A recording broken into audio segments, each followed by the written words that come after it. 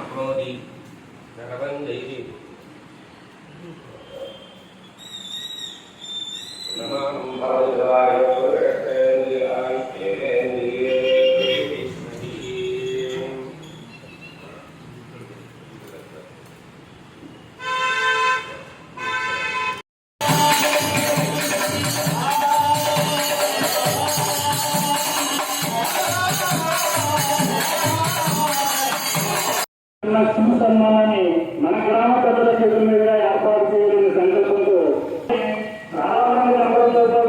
ముఖ్యంగా చదవరు అలాగే చదవరు పిలిస్తే చెప్పండి, నన్ను పిల్లల్ని చెప్తాను, నన్ను పిల్లల్ని తెలియచేస్తానని పురాణాలు చెప్తూ ప్రజలందరూ కూడా ఆకర్షించి గ్రామస్తులందరూ ఆకర్షించి ఆనందించే విషయం. మన ఆడారి అప్పమేశ్వరరావు గారి దంపతుల్ని సంవత్సరంలో సన్మానించడం అనేటువంటిది కళాకారులు ఎక్కడ సన్మానం పొందుతారు కానీ స్వగ్రామంలో సన్మానం పొందడం అనేటువంటిది అది ఏ ఒక్కరికో అదృష్టం లభిస్తుంది. అటువంటి అదృష్టం మా బాబు గారికి చాలా ఆనందం. ఎందుకంటే జగపతి నగరం వారిలో గొప్పతనం ఉంది. చూడడానికి అందరూ ఎవరికి వాళ్ళని విడివిడిగా ఒకరికొకరు సంబంధం కనబడతారు. కానీ ఏదైనా పరిస్థితులకు మాత్రం ఏకతాటిగా లేచేటువంటి ఒక గొప్పతనం ఈ జగపతి నగరానికి ఉందని చెప్పి ఏ పని చేయడం. హనుమంతుడు సంజీవ పర్వతాన్ని వచ్చి మోసుకు వెళ్తారు. మీరు తడుస్తుంటే మీరు ప్రతి ఒక్కరు సంజీవ పర్వతం పోయారు. అంత శక్తి మీలో ఉంది. నేను చేయించింది ఎందుకంటే నా చిన్నప్పటి వరకు నుంచి కూడా మీరు నేర్చుకుంటున్నాను. జన్మలో మానవ జన్మ చాలా గొప్పదని అందరూ అంటారు. అది నిజం. 24 లక్షల జీవరాశుల్లో కూడా మానవ జన్మ అది చాలా గొప్పది. ఎందుకంటే మనిషికి ఆలోచన శక్తి ఇచ్చారు భగవంతుడు, స్వరూపం ఇచ్చారు భగవంతుడు, ఇచ్చేది భగవంతుడు. ఏ జంతువు నవ్వలేదు, ఏ జంతువు మాట్లాడలేదు, ఏ జంతువు ఆలోచించలేదు.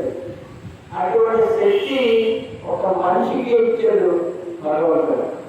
అందుచేత ఆ శక్తి చేత ఈవేళ రాజకీయ యుగం నుండి రాజకీయ యుగం వరకు మనసు పనిచేయాలంటే పయనించాలంటే అది మానవ జన్మ యొక్క గొప్పని చెప్పి నేను భగవంతుడు మనకి ఇచ్చినటువంటి వరమని చెప్పి నేను మనం చేస్తున్నాను. ఈ మనిషిని తయారు చేయడానికి 24 లక్షల జీవనం తర్వాత మనిషిని తయారు చేయడానికి భగవంతుడికి 160 కోట్ల సంవత్సరాలు పెట్టిందంట. మనం మేలుగార్చి చేయడానికి ఒక మనిషిని తయారు చేయడానికి 84 లక్షల జీవనాల తర్వాత ఒక మనిషిని తయారు చేయడానికి ఆ పరమాత్మ ప్రకృతికి 160 కోట్ల సంవత్సరాలు పట్టిందంట. నల్లు రామారావు గారు అని చెప్పి రామారావు అనేటువంటి గ్రంథాన్ని రాసిన దేవుడు జీవుడి మీద సహచరాచర జీవులను పరిశోధన చేసిన మహానుభావుడైన ఆ చరిత్రలో చెప్పాడు. ఆయన అటువంటి పుణ్యమైనటువంటి మహత్తరమైనటువంటి శక్తివంతమైనటువంటి ఆలోచనటువంటి జన్మ మానవ జన్మ. ఇకపోతే పురాణం గురించి చెప్తున్నాం. ప్రతి మనిషికి కూడా వృత్తి ప్రవృత్తి అని చెప్పి రెండు ఉంటాయి. వృత్తి అనేటువంటిది అది ఉదరపోషణ కోసం, తన కుటుంబాన్ని పోషించుకోవడం. అదే మనిషికి ప్రవృత్తి ఉంటుంది. ఒక చదివించడం, ఒక పాట పాడడం, ఒక పురాణం చెప్పడం, లేదా పేకాడడం, లేదా జోగం ఆడడం, లేదా మందు వేసుకోవడం, లేదా చెడు పని చేయడం. చెడు అనేటువంటిది ప్రవృత్తే, మంచి అనేటువంటిది ప్రవృత్తే. అది మనం సత్యంటే రాస్తే అది మనం ఎంచుకునేటువంటి పద్ధతిలో ఉంటుందని చెప్పి నేను మనం చేస్తున్నాను. ఇక పురాణానికి వస్తే అన్ని కళలకు బేసిక్ పురాణమే. పూర్వం పౌరాణిక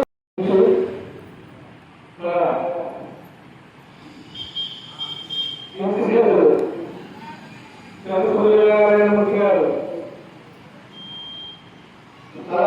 తలవించిన నాటలు వారిని మాత్రం మనం ఎప్పుడు కూడా మన ఉన్నతకాలంలో గౌరవించుకుంటూ ఈ తలవించిన నాటలు మనం ఎప్పుడు కూడా మర్చిపోవాలి. వారి తలవించి తిరగాలి మనం గురువు పెట్టుకున్నాం కాబట్టి ఈ 50 మంది కూర్చొని మన జ్ఞానం ఆకట్టుకోగలుగుతాం. నిజంగా మన జ్ఞానం దేవతటువంటి పరిచయాలు ప్రతి ఒక్కరు కూడా ఎంతో భక్తి శ్రద్ధలతో కొడుతున్నారు. ఇప్పటికి భజన కార్యక్రమాలు, భోజన కార్యక్రమాలు కూడా మొదలుపెట్టి అప్పుడే 19వ వారంలోనే ఈ 19వ వారంలో కూడా 2 వారాల మాత్రం కంపెనీ పెట్టుకుంది. మిగతా వారాలన్నీ కూడా డోనర్స్. ఒక వారానికే 2 వేలకి డోనర్స్ ఇచ్చేస్తే పెళ్లి రోజులు కానీ, పుట్టినరోజులు కానీ, బాలకాలు కానీ, కీర్తి చేతులు కానీ, చచ్చిపోతుంది కానీ, ఇలా రాష్ట్రంలో ఒక 5 రాష్ట్రాలు దాకా ఇచ్చారు. వారు ఎప్పుడైనా సరే ఒక 2 రోజుల ముందు కంపెనీ వారికి సంబంధించే ఈ కార్యక్రమంలో భోజన కార్యక్రమం అమ్మవారికి పెట్టి వారు నేర్పిగా మనం జరుగుతుంది కూడా జరుగుతుంది. అదేవిధంగా మనం అప్పుడే భక్తులు అమ్మవారి ప్రదర్శించినాడు భోజన కార్యక్రమం పెట్టేవాడు. అప్పుడే 3 సంవత్సరాలు అయిపోయింది. ఇది 4వ సంవత్సరం. 8వ నెలలో 24, 25 తారీఖులో వస్తుంది. ఈ సంవత్సరం మనం ఎంతో ఘనంగా 4 సంవత్సరాలు అయిపోతుంది కాబట్టి మన అమ్మవారికి ఈ సంవత్సరం సంతరణ కార్యక్రమం చేస్తారా కానీ మన కంపెనీ అందరూ కూడా గ్రామ పెద్దలు అందరూ కూడా కలిపి ఇలాగే అంతా చిన్నపల్లి కాదు కాబట్టి ఒకరినొకరు ఆయపడి అంతా కలిపి ఖచ్చితంగా ఇస్తే ఏదైనా సరే మనం సాధించగలము. ఆ అమ్మవారికి గుడికి ఇప్పుడు వచ్చి ఒక ప్రభుత్వం కూడా ఏది దేవుడు అందరూ కూడా నిన్ను అడిగితే నువ్వు ఎంత, నిన్ను అడిగితే నువ్వు ఎంత, నిన్ను అడిగితే నువ్వు ఎంత అని అందరూ కూడా కలిసిపెట్ట మనం అందరం కూడా సమిష్టిగా అందరూ కలిసి మనం ఇంత గుడి కట్టుకున్నాం. ఈ గుడి అంతగా కూడా మొత్తం అందరూ గేట్లు ఇచ్చినవి గేట్లు, డబ్బులు ఇచ్చినవి డబ్బులు, ఇవన్నీ కూడా కలిపి లాభం చేస్తే ఆ బోర్డు మీద పెట్టి ఒకే కూడా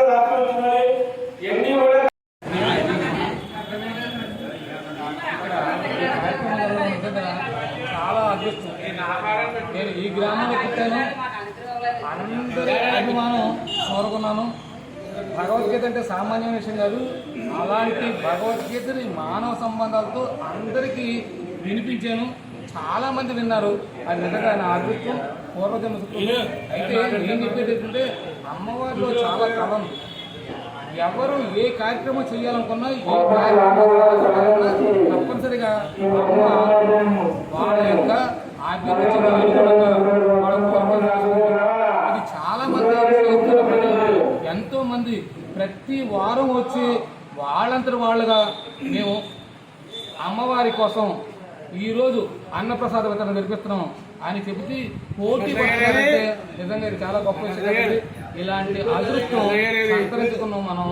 అందువల్ల ఇప్పటికీ కూడా నేను మరొక విషయం చెప్తాను. ఇది మరొక తలుపులమ్మ లోవలా తయారవుతుండలో ఆయన సందేహం లేదు. అంత గొప్ప విశిష్టత ఈ తల్లి పోయింది. అందువల్ల అందరూ కూడా శ్రద్ధగా రండి, అమ్మను దర్శించండి, ఆ కార్యక్రమాలు విరివిగా పాల్గొండి. ఎవరిని కూడా ఎలాంటి ఇబ్బందికి గురి చేయకుండా అందరినీ ఆనందంలో ముంచండి. ఇది నేను చెప్పేది ఏంటంటే మా గురుగారు ఆకోడి శ్రీనివాస శాస్త్రి గారు నాకు పెట్టిన భిక్ష ఇప్పటికీ 400 పైగా సభ్యులు ఉన్నారు. మేము ప్రతి వారం కూడా ఆవిడ పారాయణ చేస్తూ ఉంటాం. అందువల్లే నేను ఈ యొక్క స్థితికి ఎదిగానంటే దానికి కారణం మా గురువుగారే. అందువల్ల మీరందరూ కూడా ప్రతి ఒక్కరికి నేను కోరేదంటే చదువు చాలా అవసరం. అందరూ చదవండి, మంచి ప్రయోజకులు కండి. మీరు పెద్ద చదువులు చదవని అనుకోకండి. ఏ చిన్న చదువు చదివినా సరే ఏదో ఉద్యోగంలో మీరు స్థిరపడండి.